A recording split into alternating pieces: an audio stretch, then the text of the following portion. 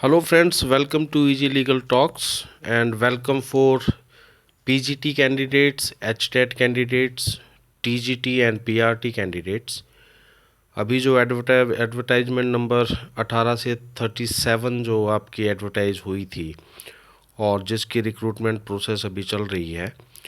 उसके बारे में हम बात करेंगे। और अभिमन्यु और मौसम रानी और मीना के केस में जो परमिशन के मैटर्स थे वो कहाँ तक अभी प्रोसीड हुए और अभी इंटरव्यू के बाद क्या स्थिति है उसके बारे में हम बात करेंगे। इसके अलावा मीनाक्षी के केस के अंदर और नीलोफर के केस के अंदर मीनाक्षी का पीजीटी का मैटर और नीलोफर का आपका पीआरटी का मैटर, और उसके अलावा एक साहिल लोहान का जो आपका मैटर फाइल हुआ है टीजीटी कैंडिडेट्स का, जिसके अंदर आपके पीजीटी और पीआरटी के कुछ कैंडिडेट्स भी इंक्लूडेड हैं, जो कि ओनली ग्रेस मार्क्स से रिलेटेड है, इसलिए कि इन द मीन टाइम अगर कोई टीजीटी की वैकेंसी निकलती है तो उस समय कैंडिडेट्स को परमिशन के लिए दिक्कत ना हो। मीनाक्षी के कैंडिडेट्स का जो रिटन एग्जामिनेशन के लिए जो एडमिट कार्ड आया था, कुछ सब्जेक्ट्स में स्क्रीनिंग हुआ, कुछ सब्जेक्ट में स्क्रीनिंग के बिना आपका रिटन टेस्ट हुआ, और उसके बाद जिन्होंने क्वालिफाई किया है रिटन टेस्ट को उसके बाद क्या पोजीशन है, जो पेटिशंस उसके बाद कैंडिडेट्स ने फाइल की हैं हमारे ऑफिस के थ्रू और कुछ और एडवोकेट्स के थ्रू, जो पेटिशंस फाइल हुई हैं उनमें क्या स्थिति है, क्या आगे डेवलपमेंट्स रहेंगी, किस तरीके से लीगली प्रोसीड करना है, लीगली कौन से एंगल्स हैं जिन एंगल्स को लेके 14 तारीख के बाद, जब आपको 14 तारीख को अभिमन्यु एंड अदर्स के केस के साथ जो दो पेटिशंस आपके डिसाइड हुई थी, जो कि 14/8/2024 को हाई कोर्ट ने परमिशन ग्रांट की थी प्रोविजनल पार्टिसिपेशन के लिए, और उसके बाद एचपीएससी ने पोर्टल को रीओपन किया और जो कैंडिडेट्स ने अंडरटेकिंग के साथ एक एप्लीकेशन के साथ और जो सारे कोर्ट ऑर्डर्स थे रेलेवेंट केसेस के, उन ऑर्डर्स के साथ ऑनलाइन एप्लीकेशन फॉर्म्स फिल किए और एडमिट कार्ड इशू हुए, और उसके बाद एक अनाउंसमेंट एचपीएससी की तरफ से आई जिसके अंदर जो एप्लीकेशन फॉर्म्स 20 तारीख के बाद में इन्हें रिसीव हुए उनकी रिजेक्शन के बारे में कहा गया था, और अभिमन्यु 2 के केस के अंदर उस अनाउंसमेंट को चैलेंज किया गया था, जो कि एक प्री एम्प्टिव स्टेप था, एक एप्रीहेंशन थी कि इन कैंडिडेट्स को जो रिट ऑफ मैंडामस का रूल है सुप्रीम कोर्ट का, उसके हिसाब से इन कैंडिडेट्स ने अपने एप्लीकेशन फॉर्म्स सबमिट किए थे, और जहां कोर्ट का एक बार सिचुएशंस के अंदर, कंडीशंस के अंदर जो फैक्ट्स होते हैं उन फैक्ट्स को अप्रिशिएट करते हुए कोर्ट का एक ऑर्डर जो आता है कि इन कैंडिडेट्स का राइट है पार्टिसिपेशन का, वहाँ सिमिलर केसेस के अंदर कैंडिडेट्स अप्लाई अगर करते हैं, एप्लीकेशन अगर देते हैं एचपीएससी को, तो एडमिनिस्ट्रेटिव साइड के ऊपर एचपीएससी की ड्यूटी है कि रिट ऑफ मैंडामस में जाने से पहले या रिट ऑफ मैंडामस से रिलेटेड कोई ऑर्डर या स्पीकिंग ऑर्डर जो है उसे पास करे। और इस केस के अंदर एडमिट कार्ड्स को, जो मीनाक्षी के केस के अंदर कैंडिडेट्स को एडमिट कार्ड्स इशू हुए और कैंडिडेट्स ने पार्टिसिपेट किया एग्जामिनेशन के अंदर, तो इस स्टेज के ऊपर जो है आपका परमिशन का स्पेसिफिक ऑर्डर किसी कैंडिडेट का ना होना, उसका जो है जो इफ़ेक्ट एचपीएससी अब लाना चाहती है कि इन कैंडिडेट्स की कंसिडरेशन ना हो, तो इक्विटी के बेस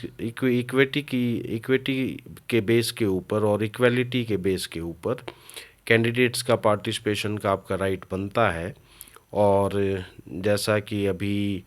आपके मासूम के केस के अंदर जो हाई कोर्ट ने, भारद्वाज जी की बेंच ने, ऑनरेबल जस्टिस भारद्वाज जी की कोर्ट ने जो इंटरव्यू में पार्टिसिपेशन के लिए परमिशन ग्रांट की है, और उसके अलावा एक अन्य केस के अंदर भी ऑनरेबल जस्टिस त्रिभुवन दहिया जी की खुद की कोर्ट ने जो इंटरव्यू के लिए पार्टिसिपेशन की परमिशन ग्रांट की है, उसके बाद अभी जो एक पेटिशन फाइल हुई थी आपकी कंचन के नाम से, जो सिंगल बेंच दहिया जी के पास ही लगी थी, और उसी दिन एक दूसरी पेटिशन जो हमारे साथी एडवोकेट हैं उनके द्वारा भी फाइल की गई थी, और इसके अंदर फर्दर जो आपकी रिजेक्शन इस स्टेज के ऊपर कैंडिडेट्स की है उसके अंदर इंटरफेयर करने से कोर्ट ने मना किया है, जबकि सिमिलर केसेस के अंदर ऑलरेडी सेम कोर्ट और कोऑर्डिनेट जो आपकी बेंच है वो अलाउ कर चुकी है पार्टिसिपेशन के लिए। तो अभी इन केसेस के अंदर ऑर्डर जो है वो आया है लगभग 10 दिन के बाद, और ऑर्डर के अंदर जो सिमिलर केसेस का रेफरेंस है वो नहीं दिया गया है, और पार्टिसिपेशन की परमिशन ना होना, और इसको बेस बनाकर अब इस स्टेज के ऊपर जो रिजेक्शन है उसमें इंटरफेयर करने से कोर्ट ने मना किया है। So we are going into appeal. Appeal file हो चुकी है, 1-2 दिन के अंदर इसकी जैसे ही नंबरिंग होती है उसके बाद इसकी लिस्टिंग की डेट आएगी। सो वी विल ट्राई कि अपील के अंदर जो प्रोसीजर है वो स्ट्रीमलाइन हो और इन कैंडिडेट्स को वहाँ पर रिलीफ मिले। दूसरा, मीनाक्षी केस के अंदर शुरू में जब ये इश्यूज अराइज हुए, म्यूज़िक सब्जेक्ट के अंदर कुछ कैंडिडेट्स को रिजेक्शन जो है रिसीव हुई, तो रिट ऑफ मैंडामस का जो रूल है जिसके हिसाब से जो सुप्रीम कोर्ट की जजमेंट है कि रिट ऑफ मैंडामस से पहले एक रिप्रेजेंटेशन देनी आपको ज़रूरी है, और एडमिनिस्ट्रेटिव साइड के ऊपर जो भी बॉडी होगी, जो भी कमीशन होगा, एचपीएससी हो या कोई भी बॉडी हो, वो उसको डिसाइड करेगी, उसको कंसिडर करेगी, उसके ऊपर स्पीकिंग ऑर्डर पास करेगी। उस स्पीकिंग ऑर्डर को आप जो है इक्विटी और इक्वलिटी के बेस के ऊपर दैट कैन बी चैलेंज्ड अगर सिमिलर रिलीफ जो है वो एडमिनिस्ट्रेटिव साइड पे आपको ग्रांट नहीं होता है। और यहाँ पर इवन कि जो अभिमन्यु के केस के अंदर जो शुरू में परमिशन के लिए गए थे उस समय भी टाइम की काफ़ी कमी थी, क्योंकि उससे जस्ट कुछ टाइम पहले तक पॉलिटिकल लेवल के ऊपर भी और डिपार्टमेंट ऑफ सेकेंडरी एजुकेशन के लेवल के ऊपर भी जो आप में से साथी लोग एफर्ट कर रहे हैं ग्रेस मार्क्स के लिए भी और पार्टिसिपेशन की परमिशन के लिए भी, तो उन लोगों के एफर्ट्स रहे, लेकिन अल्टीमेटली सिर्फ जो है अभिमन्यु, मीना और मौसम रानी के केस के अंदर 14 तक परमिशन मिल पाई, और उसके बाद पोर्टल रीओपन भी हुआ, अप्लाई भी किया, एप्लीकेशन भी अटैच किए, ऑर्डर्स भी अटैच किए, और जब 30 तारीख को आपकी मीनाक्षी की पेटिशन लगी थी तो उस समय नोटिस इशू हुआ, सिमिलर केस के साथ केस को अटैच किया गया, लेकिन परमिशन के ऊपर ना तो कोई डिनायल थी ना ही कोई एक्सेप्टेंस थी। और ऐसी स्थिति के अंदर जहां हम क्वेशिंग की रिट के लिए गए थे, रिट ऑफ सर्सरी के लिए गए थे, वहां पर मैंडामस की रिट का जो पार्ट था उस पार्ट को कंसीडर करने के लिए जो स्कोप रहा वो एडमिनिस्ट्रेटिव साइड के ऊपर एचपीएससी के लिए ओपन रहा, और एडमिट कार्ड इशू हुए और पार्टिसिपेशन एग्ज़ाम के अंदर, स्क्रीनिंग टेस्ट के अंदर और रिटन एग्जामिनेशन के अंदर जो हुई वो एक जो आपका लॉ ऑफ एविडेंस का रूल ऑफ एस्टोपल है, उस रूल ऑफ एस्टोपल के अनुसार सिमिलरली सिचुएटेड कैंडिडेट्स को इक्विटी और इक्वलिटी के बेस के ऊपर एचपीएससी को रिलीफ देना चाहिए था। लेकिन एचपीएससी ने दूसरी चीज़ को अडॉप्ट किया जो कि ज़्यादा एफर्ट कंज्यूमिंग थी, इन कैंडिडेट्स को सेग्रीगेट करना, आपके रिटन एग्जामिनेशन के रिज़ल्ट के बाद इंटरव्यू से पहले मीनाक्षी के कैंडिडेट्स को, मीनाक्षी वाले केस के कैंडिडेट्स को सेग्रीगेट करना और उनके रिजेक्शंस देना, इंडिविजुअल रिजेक्शंस सेंड करना ईमेल के थ्रू, पहले प्रोविजनल रिजेक्शंस भेजना, और कुछ अभिमन्यु के केस के अंदर जो कैंडिडेट्स थे वहाँ पर भी परमिशन होने के बावजूद भी इस सारे प्रोसीजर के अंदर, सारी प्रक्रिया के अंदर कुछ ऐसे कैंडिडेट्स को भी रिजेक्शंस मिली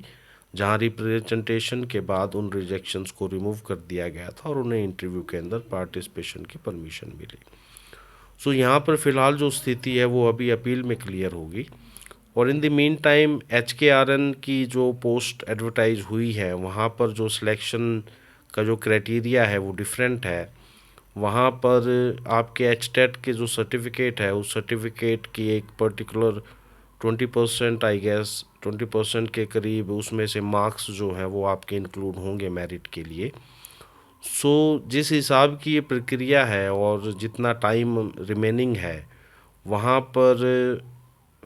इसमें पार्टिसिपेशन के लिए जो एचटेट 2023 के नॉन क्वालिफाइड कैंडिडेट्स हैं उनकी पार्टिसिपेशन के लिए जो है कोर्ट के अंदर जाना या फिर वहाँ से रिलीफ लेना वो इस समय पॉसिबल नहीं रहेगा। तो इस प्रक्रिया के अंदर HKRN की पोस्ट जो एडवर्टाइज हुई हैं उसके अंदर ये कैंडिडेट्स पार्टिसिपेट नहीं कर पाएंगे। इसके अलावा ग्रेस मार्क्स का जहाँ तक मेन मैटर है, जो अभी एक मैटर के अंदर दिसंबर की डेट लगी हुई है, यहाँ देखिए ये देखने वाली और समझने वाली बात है कि जो अलग अलग मैटर्स फाइल हुए हैं, कुछ मैटर्स पहले से पेंडिंग थे, उनकी अपनी अलग डेट थी, और एक हमारे मौसम रानी के केस के अंदर और अभिमन्यु के केस के अंदर डिफरेंट डेट्स जो है वो नोटिस के बाद आई। तो अब हमारा इसके अंदर एफर्ट ये है कि ये जितने भी सिमिलर केसेस हैं ये इकट्ठे एक बंच के अंदर टैग हों। जो भी हमारे साथी एडवोकेट्स हैं हम सारे इसके अंदर एफर्ट्स करें। जो भी आउट ऑफ सिलेबस आपका एग्ज़ाम रहा और उसके बाद जो DSC की तरफ से जो मीटिंग्स हुई हैं, जो लोग रिप्रेजेंट कर रहे हैं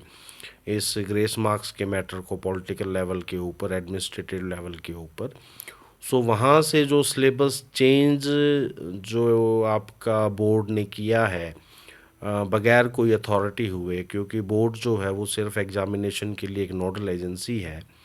और जो सेंट्रल एजेंसी है जो आपकी CTET के लिए सिलेबस डिफ़ाइन करती है उसी के हिसाब से आपका HTET का सिलेबस होना चाहिए था। और बोर्ड ने जिस हिसाब से 60 मार्क्स के सिलेबस को चेंज किया है वो अथॉरिटी बोर्ड के पास नहीं थी। अब 2024 के अंदर जो नई नोटिफिकेशन आई है उस नोटिफिकेशन के अंदर बोर्ड ने अब की बार डायरेक्टरेट ऑफ सेकेंडरी एजुकेशन से परमिशन ली है जो आपका सिलेबस वगैरह जो भी चेंज हुआ है। तो लेकिन उसके बावजूद भी सिलेबस जो है वो आपका CTET वाला ही होना चाहिए। लेकिन यहाँ पर कुछ कॉम्प्लिकेशंस ये हैं कि CTET के इक्वल सिलेबस पहले जैसे बीच में हरियाणा गवर्नमेंट ने कहा था कि CTET जो है वो कैंडिडेट्स जिन्होंने क्वालिफाई किया है CTET को वो भी एलिजिबल रहेंगे HTET के इक्वलेंट। लेकिन उसकी वजह से कैंडिडेट्स जो है वो CTET की तरफ ज़्यादा ध्यान देने लगे और HTET की वैल्यू जो है वो कम हुई। और HTET की वैल्यू को बचाने के लिए जो है उसको CTET की जो कंसिडरेशन है उसे कैंसिल किया गया। So ultimately these kind of things are the political things at the level of the board और द डिपार्टमेंट्स। तो इसके अंदर जो है आपका सिलेबस जो मेन इशू रहा 2023 के अंदर, वहाँ पर 30 मार्क्स का जो आपका हिंदी और इंग्लिश का सिलेबस था और पर्टिकुलरली जो आपका पैसेज का पार्ट था, क्योंकि जो रूरल बैकग्राउंड के या जो आपके टाउन बैकग्राउंड के जो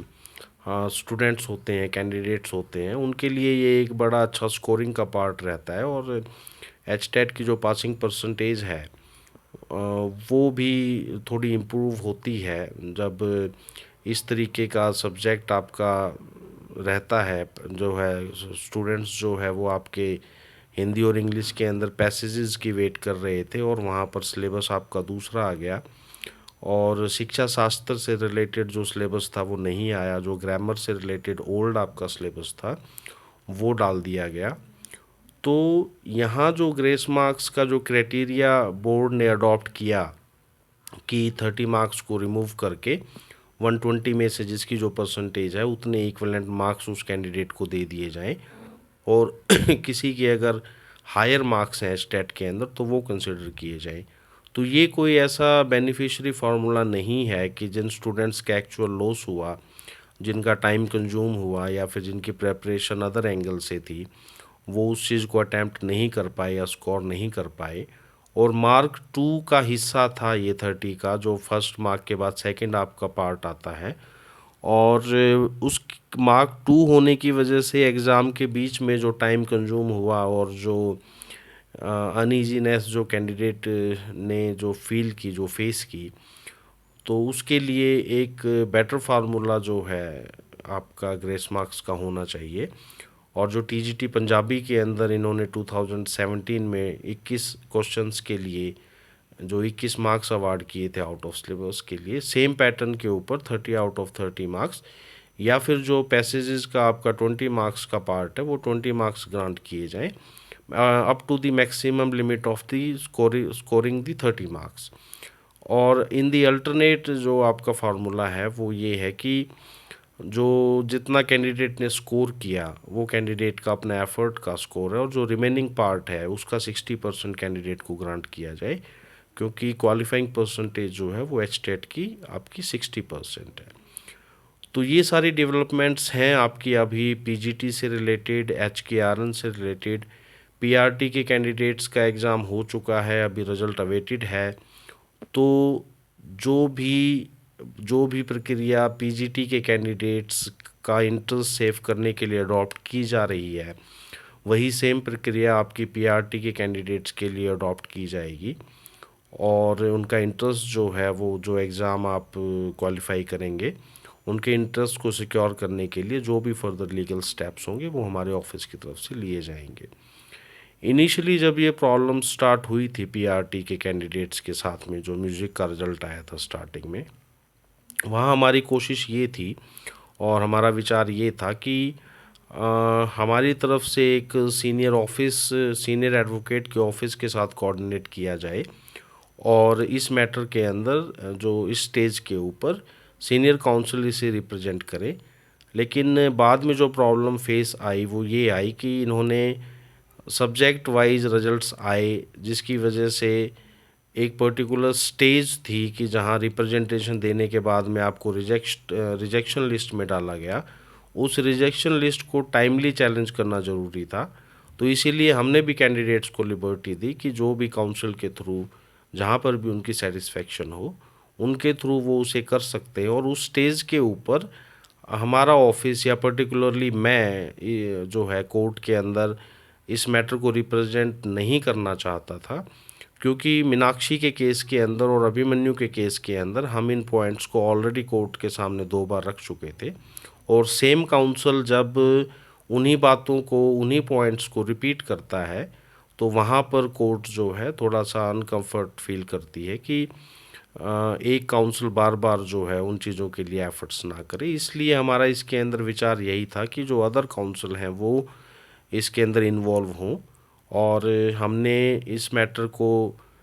3-4 सीनियर काउंसिल्स जो हैं हाई कोर्ट के, वहाँ पर पर्सनली मैंने मीटिंग करके डिस्कस किया कि किस तरीके के स्टेप्स हमें लेने चाहिए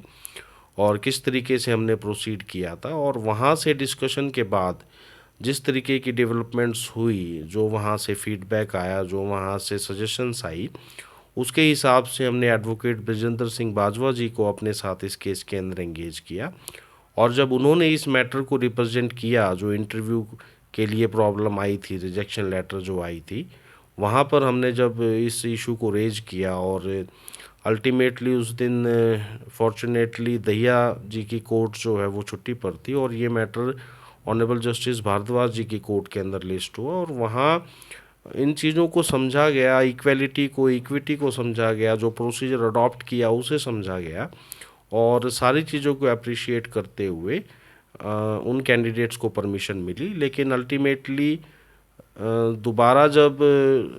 अदर कैंडिडेट्स ने, अदर सब्जेक्ट्स के कैंडिडेट्स ने जब केस फाइल किया, तो वो दोबारा जब ऑनरेबल जस्टिस त्रिभुवन दहिया जी की कोर्ट के अंदर लगा, तो सिमिलर ऑर्डर दहिया जी की कोर्ट का भी कुछ दिन पहले का था, लेकिन उसके बावजूद भी कुछ और पॉइंट्स के ऊपर वहाँ पर कंसिडरेशन दी गई, और अब जो है, जो रिजेक्शन का ऑर्डर है उसे अपील के अंदर चैलेंज किया जा रहा है। जो भी डेवलपमेंट्स होंगी फर्दर, वो आपके साथ इस इजी लीगल प्लेटफॉर्म के ऊपर मैं आपके साथ शेयर करता रहूँगा।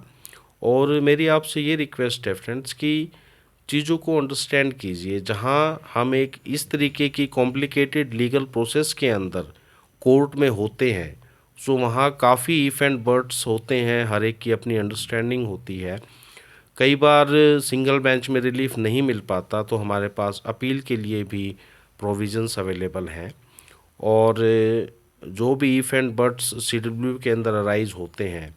उन सारी चीज़ों को प्रॉपरली डबल बेंच के सामने अपील में रिप्रेजेंट करके कैंडिडेट्स के लिए रिलीफ को सिक्योर करना हमारा एफर्ट्स रहेगा। सो एक टाइमली सिचुएशन के हिसाब से कोई नेगेटिव या पॉजिटिव व्यू इस तरीके से अपने माइंड के अंदर डेवलप ना करें, चीज़ों को स्ट्रीमलाइन होने दें।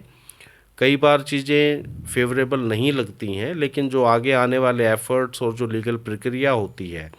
जो कि हमारे ऑफिस के थ्रू या कोई भी एडवोकेट इन केसेस के अंदर इन्वॉल्व है, तो वो एक